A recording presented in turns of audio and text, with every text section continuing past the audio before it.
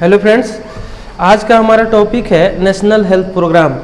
तो सबसे पहले स्वागत है आपको द क्यूरियस माइंड चैनल में। हम आज बताएंगे आपको नेशनल हेल्थ प्रोग्राम में रिस्पॉन्सिबिलिटी क्या क्या है फार्मासिस्ट के, इसके अलावा नेशनल हेल्थ प्रोग्राम क्यों चलाया गया और ये किस लिए चलाया गया, जो हमारे लिए बेनिफिशियल हुआ या हमारे स्टेट लेवल तक का या फिर कंट्री लेवल की बात ये बेनिफिशियल है। ठीक है, और बात करें तो हेल्थ जो प्रोग्राम है ये एक नेशनल लेवल पे चलता है और एक चलता है अंतर्राष्ट्रीय लेवल पे। ठीक है, तो जिसमें नेशनल लेवल पे हेल्थ प्रोग्राम चलता है, जो नेशनल हेल्थ प्रोग्राम चलता है वो क्या है, अपने नेशनल लेवल पे चलता है, मतलब एक पार्टिकुलर देश में चलेगा। जैसे अगर वो प्रोग्राम इंडिया में चल रहा है तो इंडिया में चलेगा, अगर अमेरिका में चल रहा है तो अमेरिका में चलेगा। सेम एज एक डिस्ट्रिक्ट लेवल पे होता है और एक अपना होता है स्टेट लेवल पे। तो स्टेट लेवल पे जो हेल्थ प्रोग्राम चलते हैं उसमें मेनली जो है एक पार्टिकुलर स्टेट होता है, जैसे उत्तर प्रदेश हो गया, बिहार हो गया, इस तरह से अपने स्टेट होते हैं। और बात करें अगर डिस्ट्रिक्ट लेवल पे, तो डिस्ट्रिक्ट लेवल पे अगर कोई प्रोग्राम चल रहा है, नेशनल हेल्थ प्रोग्राम चल रहे हैं, तो उसमें आपका अगर कोई पार्टिकुलर डिस्ट्रिक्ट आ जाएगा, जैसे सीतापुर आ गया, बलरामपुर आ गया, कुशीनगर आ गया, इस तरह का डिस्ट्रिक्ट आ जाएंगे। तो आज इसके बारे में पढ़ेंगे हम। ये डिप्लोमा फर्स्ट ईयर के 5th यूनिट में है, ये अभी नई सिलेबस में ये जुड़ा हुआ है और इसमें इसके बारे में हम देखेंगे कि इसकी रिस्पॉन्सिबिलिटी क्या क्या होती है हेल्थ सिस्टम में फार्मासिस्टों के। तो पहले इसमें एक टॉपिक दिया है, introduction to health system and ongoing national health programme in India. मतलब भारत में फार्मासिस्ट को नेशनल हेल्थ प्रोग्राम में क्या रिस्पॉन्सिबिलिटी है, इसके अलावा हेल्थ सिस्टम में उनको क्या रिस्पॉन्सिबिलिटी है। तो हमने डिफिनीशन के साथ बताया है कि हेल्थ सिस्टम क्या होता है, देन हम आपको नीचे देंगे और बताए हैं नेशनल हेल्थ प्रोग्राम क्या होते हैं। पहला है हेल्थ सिस्टम।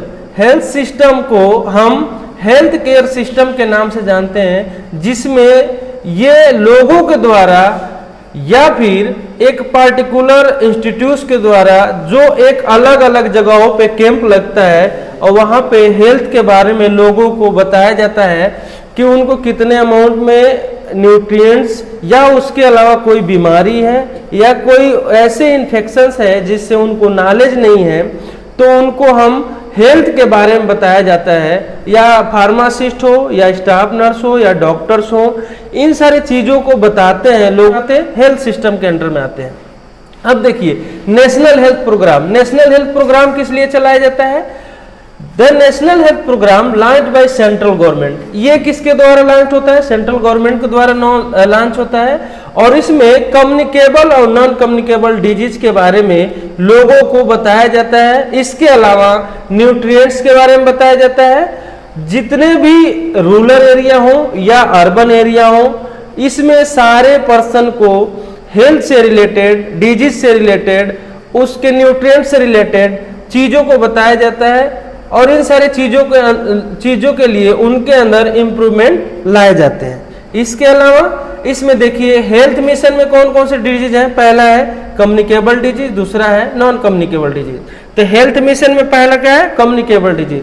कम्युनिकेबल डिजीज में क्या है? Revive national tuber control programme. ये क्या है? नेशनल ट्यूबर कंट्रोल प्रोग्राम चलाया जाता है इसलिए ताकि लोगों को ट्यूबरकुलोसिस के बारे में जानकारी मिले। जैसे ट्यूबरकुलोसिस क्या है? एक नेशनल लेवल पर फैलने वाली बीमारी है, तो इसमें क्या है, एक पार्टिकुलर जो है कैंप लगते हैं। इसके अलावा आपको बताया तो जैसे अमिताभ बच्चन है, ये टीबी के बारे में लोगों को बताते हैं, टीबी पे भी प्रचार करते हैं कि अगर बार बार खांसी आ रही है, 1 महीने से ज़्यादा किसी पर्सन को खांसी आ रहा है तो अपना टीबी की जांच कराए। इसके अलावा अगर उनको बार बार बुखार आ रहा है, रात में बुखार के साथ पसीना आ रहा है, इसके अलावा वो जो है काफ़ी लंबे टाइम तक खांसी आ रहा है या स्पुटम में क्या है, ब्लड आ रहा है, इसके अलावा अगर बात करें तो वेट लॉस हो रहा है या भूख नहीं लग रहा है, तो ये क्या है? टीबी का लक्षण है। तो सेम एज इसमें एक नेशनल जो है प्रोग्राम किया जाता है जिसमें ट्यूबरकुलोसिस के बारे में लोगों को आगाह किया जाता है, जो गांव के लोग हैं या शहर के लोग हैं, जिनको ये चीज़ नहीं पता है तो उसमें इन सारी चीज़ों को बताया जाता है ताकि इन सारी चीज़ों से बच के रहे। अगर खांसी जुकाम बुखार कुछ भी आ रहा है तो उन सारी चीज़ों से वो क्या करे, बच सके। दूसरा है नेशनल लेप्रोसी इरेडिकेशन प्रोग्राम।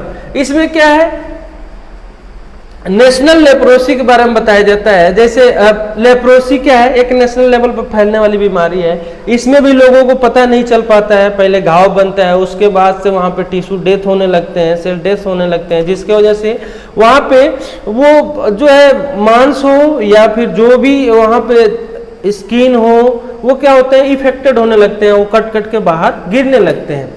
इसके बारे में भी नेशनल हेल्थ प्रोग्राम के द्वारा बताया जाता है। उसके बाद से नेशनल फाइलेरिया कंट्रोल प्रोग्राम, ये प्रोग्राम चलाया जाता है नेशनल लेवल पे। पहले लोगों को फाइलेरिया हो जाया करता था तो ये भी एक प्रोग्राम चलाया जाता है। दूसरा 4th नंबर पे है नेशनल एड्स कंट्रोल प्रोग्राम।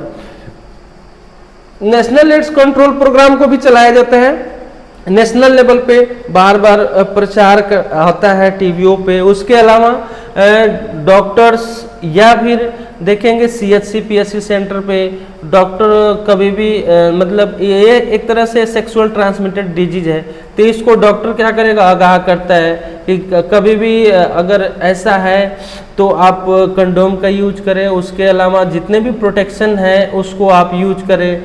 और लोगों को अगर किसी को एड्स हो गया है तो उसको कैसे रहना है, उससे कैसे बच के रहना है। उसके अलावा कि उसको देख रेख रख रखाव कैसे करना है, इन सारी चीज़ों को ये जो है नेशनल एड्स कंट्रोल के बारे में बताया जाता है। दूसरा है इंटीग्रेटेड डिजीज सर्विलांस प्रोजेक्ट। इसमें क्या होता है कि जितनी भी सारी बीमारियां हैं उसमें क्या करते हैं, लोगों को एक प्रोजेक्ट बनाते हैं। प्रोजेक्ट बनाने के द्वारा एक डिस्ट्रिक्ट लेवल पे, एक स्टेट लेवल पे दिखाते हैं कि ट्यूबरकुलोसिस से इतने लोग ग्रसित हैं और उसके अलावा टाइफाइड से इतने लोग ग्रसित हैं। उसके अलावा बात करें डेंगू से इतने लोग ग्रसित हैं।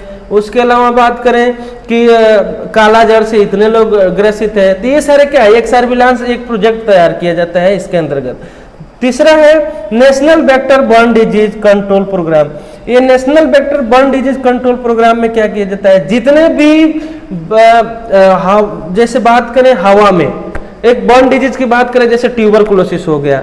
उसके अलावा अभी कोरोना वायरस रिसेंटली है, ये क्या है, सारे बॉर्न डिजीज है, वेक्टर बॉर्न डिजीज है। इससे क्या होता है कि एक पर्सन दूसरे पर्सन के सामने आता है या खांस दे छींक दे तो ये क्या होता है, बीमारी एक दूसरे से ट्रांसमिट होने लगता है। तो इसके द्वारा भी लोगों को आगाह किया जाता है कि अगर जैसे अभी लोग क्या कह रहे थे कि कोरोना किसी को हुआ है तो कोरोना में उससे हाथ नहीं मिलाना है, उससे बात करें वो छींकता है तो दूर रहना है, मास्क लगाना है, सैनिटाइज करना है।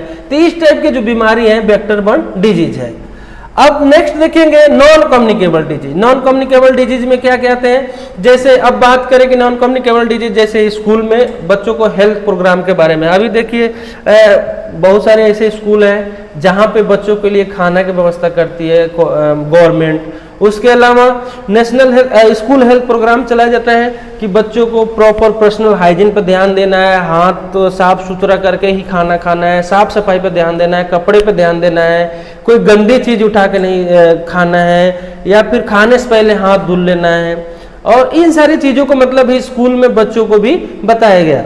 उसके अलावा national programme for prevention control of diabetes, इसमें क्या है, एक नेशनल लेवल पे कंट्रोल ऑफ डायबिटीज कंट्रोल करने की एक मतलब प्रोग्राम चलाया गया, जिसमें लोगों जिस पर्सन को डायबिटीज है तो उसको कैसे कंट्रोल कर सकते हैं, या फिर जिसको मतलब नहीं हुआ है तो वो कैसे उस चीज से बच सकता है। तो ये भी एक नेशनल लेवल पे क्या किया गया, प्रोग्राम चलाया गया। ठीक है। नेक्स्ट है national programme for prevention and control of deafness. Deafness की बात करें, बहरापन, जैसे जो कम सुनते हैं उनके लिए है कि कैसे इन सारी चीज़ों को मतलब कर सकते हैं। बहुत ऐसे लोग होते थे कि काफ़ी मतलब बचपन में ही बच्चों को क्या करेंगे, कान में लकड़ी डाल देंगे, रुई डाल देंगे, या फिर और सारी चीज़ डाल देंगे, जिसके वजह से, या फिर न्यूबॉर्न बेबी है तो अगर मदर का दूध उनके कान में चला जाता है तो उसके द्वारा भी कान में सारे घाव बनने लगते हैं, इन्फेक्शन होने लगता है। तो वो भी एक क्या है, डिफनेस का कारण है। तो उसमें भी एक तरह से क्या किया गया, कैंप चलाया गया। तो ये भी क्या आता है, नेशनल हेल्थ प्रोग्राम के अंडर ही आता है। उसके बाद से universal immunisation programme. Universal immunisation programme में एक इम्यूनाइजेशन शेड्यूल बनता है, जिसमें क्या होता है, ये RTI एक्ट 2005 मतलब 2005 के अंतर्गत आता है। इसमें क्या होता है, एक इम्यूनाइजेशन शेड्यूल बनता है जिसमें कोई पेशेंट है, या चाइल्ड हो या अडल्ट एज हो या ओल्ड एज हो, उसमें एक शेड्यूल बनता है जिसमें क्या करते हैं, एक नॉर्मल मात्रा में उसका डोज, खाने का डोज और कितने टाइम लिया, इस सारी चीजों को कैलकुलेट करते हैं। ठीक है। उसके अलावा है national cancer control programme. National cancer control programme अभी भी चलते आ रहे हैं और चलते हैं। इसमें क्या होता है कि कैंसर से कैसे बच सकते हैं, अगर किसी पर्सन को कैंसर हो गया है तो वो उसको क्या क्या देख रेख रखाव करना चाहिए, या फिर उसको कैसे हम प्रिवेंट कर सकते हैं, इसके लिए भी एक नेशनल जो है लेवल पे एक प्रोग्राम चलाया जाता है। नेक्स्ट है national mental health programme. National health programme में आज के जनरेशन में बात करें तो बहुत लोग डिप्रेशन, टेंशन, खाने पीने की वजह से, उसके अलावा ड्रग्स यूज करते हैं, उसके अलावा अल्कोहल के द्वारा भी, इन सारी चीज़ों के द्वारा भी क्या होता है, मेंटल जो है उनका मेंटल पावर कमजोर हो जाता है, या बात करें तो वो प्रॉपर तरीके से किसी से सही बात नहीं कर पाते हैं।